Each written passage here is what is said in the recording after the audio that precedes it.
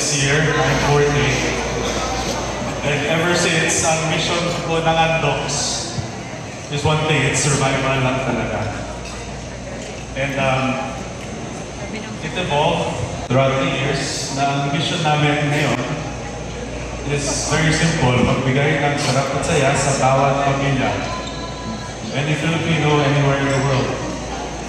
Now with the partnership with Foodpanda, I'm very grateful that we are able to have the opportunity to reach even more Filipinos nationwide. So let's give Foodpanda a round of applause.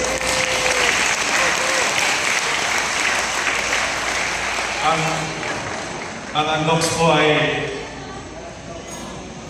hindi magiging ganito kung wala ang pamilyang Andox ko.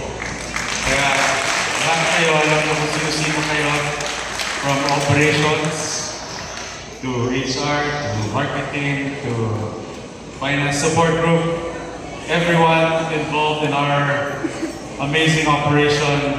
Let's give ourselves a round of applause. Thank you.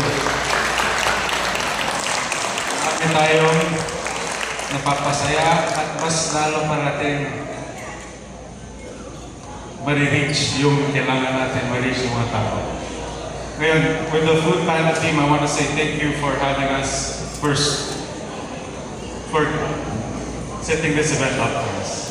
We truly appreciate it. We feel very special. Let's give the Foodpanda team a round of applause. And to the media team, the KOLs, I want to say thank you for always giving us an opportunity to serve you. You know, we love serving Filipino people. It's really our pleasure to be a part of your lives daily. So if I were to ask for something, please tell all your friends, tell all your family na yung Andox, palagi kaming handa, nandito lang kami. We're always here to help and to serve. So, with that said, I'd like to introduce ang hero ng Andox. Yung Andox mismo and his loving wife, Ma'am Karen Javier, to the stage so they can tell you what Andox is, who we are, and how this merger between Foodpanda and Andox can help out our country even more. So, Pa, KK, please.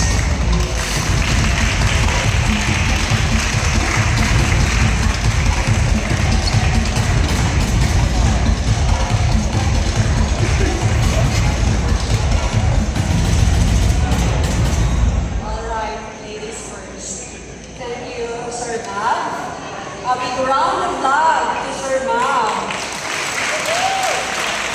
You know, right after college, si Sir Ma'am na yung inasahan namin sa pamilyang Andox. Yung pamilyang Andox na nandito, na hindi sila matatawaran, lahat ng mga sakripisyo, lahat ng kung anong meron ngayon ng Andox dahil sa inyo. Maraming salamat. This year, we will be celebrating our 41st anniversary sa December 8.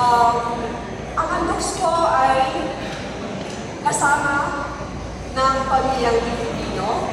I am an entrepreneur, a working mother, at every time na marami tayong ginagawa, walang panahon magluto, bilang nanay or may dumating na bisita, ang Andox talaga yung palaging nasa isip ko. Kahit na kami po ay kaparte ng Andox.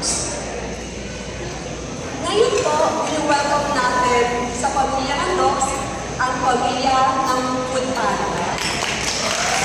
Welcome aboard. Ang Andox po ay hindi lang food company. Kami rin po ay logistics company. Kasi we are all over the country.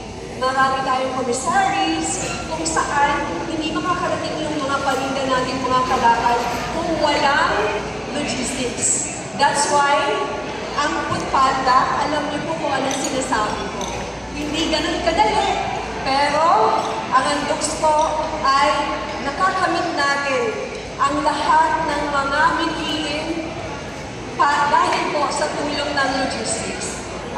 Bilang entrepreneur, ang advocacy po namin ni Vice Gov, Mr. Mav, ay to create jobs for the Filipino people. Para po hindi na alis ng bansa, hindi na pupunta kung saan lugar ang ating mga kababayan. Kaya this is our way of giving back. I am a public servant.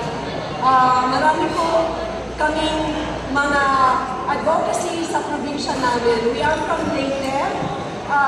Our way of giving back to our constituents, nagbibigay po kami ng trabaho, nagbibigay kami ng missions like medical missions, scholarships, kung ano-ano pa, hindi ko napahabain pa.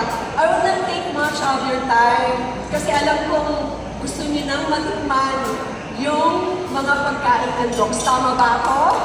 Kaya, kasi pag ako po yung nagsalita, umaabot po ng 2 oras.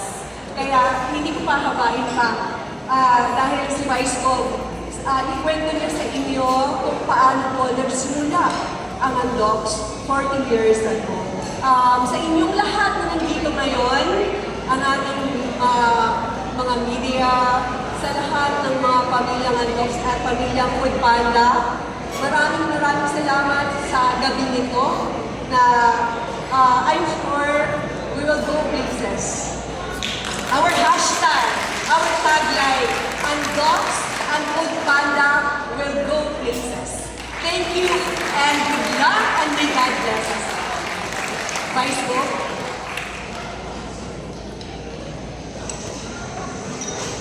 Okay. Magandang gabi po sa inyo lahat. Before I say anything, I'd like to recognize the important people around here in this room. Starting with Patricia Cinto. Let's give her a big hand. Lex de Castro. Lex de Castro. Si Pratek Tio Kia. And Lou Lopez.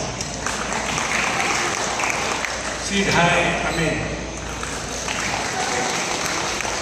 And I will be remiss if I don't mention our partners in business, the LGU of Quezon City. Let's give them a big hand. Alam niyo po, dito kami lumaki sa Quezon City. Dito ako nag-umpisa. I was first a sidewalk vendor when I started with one store, trying to survive a life that was very difficult. Kaya po, ang mga nakatulong sa akin, yung mga nasa laylayan ng society. No? So kaya po, kung makikita niyo ang Andoks na yun, ito po ay bunga ng mga malasakit at pag-asa. So bigyan po natin ng palakpakan ng Andoks. Kaya po, the advent of our hard times and the fact that everybody is busy trying to survive hard times. Tama-tama yung dating ng Food Panda in our lives because pagod ka sa trabaho and you don't have to go around and buy your stuff. Nandiyan po ang Food Panda to deliver your food. So, magandang po itong nangyari ngayon na dumating na yung Food Panda sa buhay natin. I know you've been here for 14 years and you've been trying to perfect your service for the past 14 years, no? So I'm sure your service must be impeccably perfect. Kaya po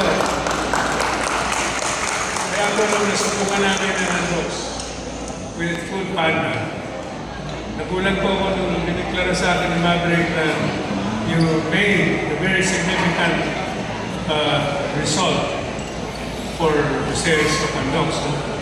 And this is a very timely event. Galing po kami sa Leyte, puro fiesta po nun. Pagdating po namin dito, fiesta na naman. Pero it is really appropriate na nagkaroon ng fiesta rito. Kasi dapat natin i-celebrate itong partnership ng Food Panda and Andox. Napakalaking bagay po and our sales increased by almost 14%. Palakpakan mo natin, yung effort mo. And I have good news for Food Panda. Our target now is to double the number of outlets that we have. Within the next 3 years. Kaya po asahan nyo na mas marami ang mga sources of delivery ninyo. Maganda po ito sa negosyo. In spite of the fact na mahirap ang buhay ngayon, pero mas mahirap po ang bumili at tahakin mo ang mga traffic jam, tatahakin mo yung alikabok sa kalye. Di ba? So, napakalaking sakripisyo po ng mga delivery ng Food Panda itong ginagawa nila para lang sa servisyoan natin ang sambayan ng Pilipino. So, again, I'd like to thank everybody, especially the crew, the whole group of Food Panda. And by the way, the media here, social media and direct media, and maraming kasing klaseng media, may social, may social. So, I'd like to thank everybody for celebrating with us here, and congratulations to Food Panda and the rest of the crew. Maraming salamat.